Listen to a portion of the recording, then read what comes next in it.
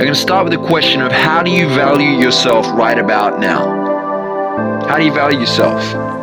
Now remember, your self-worth equals your net worth. Okay? And a lot of people forget that. You need to work for your future if you want the good life. Okay? And here's the sting. No one can possibly predict their future. You can't. It's impossible. But the awesome thing is that we can actually get pretty damn close to it.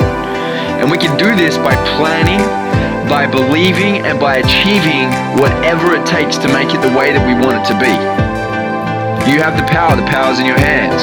Now, if I was to ask you right now to write down who you are and what you're capable of, I would say there's a high 90% chance that you're probably going to go small on yourself.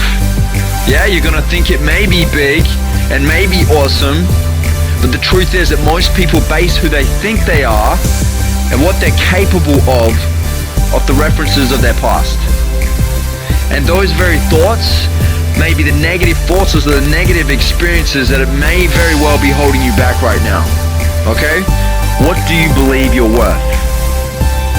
Because your net worth in life matches what you believe you're worth. And your beliefs and habits strongly determine your financial success. They really do. Right? We spoke about casting your vision a few weeks back.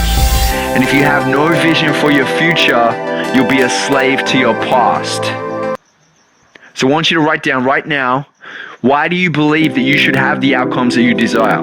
Get a pen and a pad out and write down why you believe that you should have the outcomes that you desire. I think a lot of people are writing their goals out, right? They write it out, these big audacious goals and their short-term goals, but why do you believe that you should attain those goals? Why are you worthy of those goals? Get crystal clear on that, right? Why should you have that vision that you're dreaming of right now? What skills do you have to make this happen? And what habits are needed to be in place to make this happen? All right, get crystal clear on this.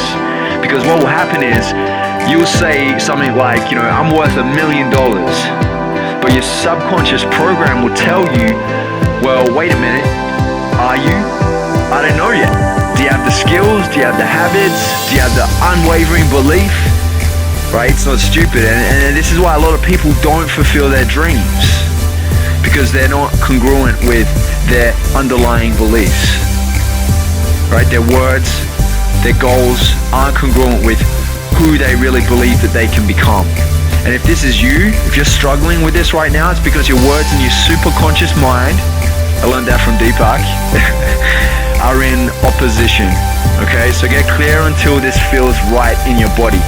So clear that when you say it, there's a massive wave of belief behind it. Right? Because you put the work in to learn the skills.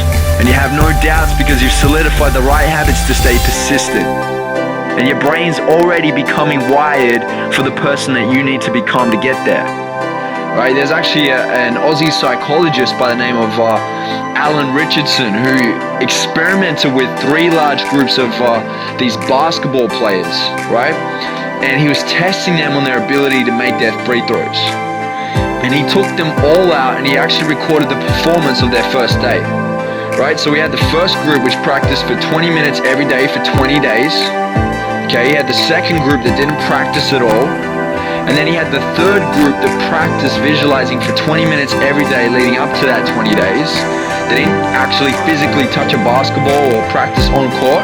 They visualized it for 20 minutes every day up until that 20 days. He then recorded their free throw abilities on the 20th day. And it's amazing. Like the first group that had practiced every day for 20 days, so 20 minutes, they improved by 24% overall. The second group that didn't practice at all, they were told not even to rock up or visualize or anything, they didn't improve at all. Nothing, 0% improvement, right? And the third group, they had improved by 23%.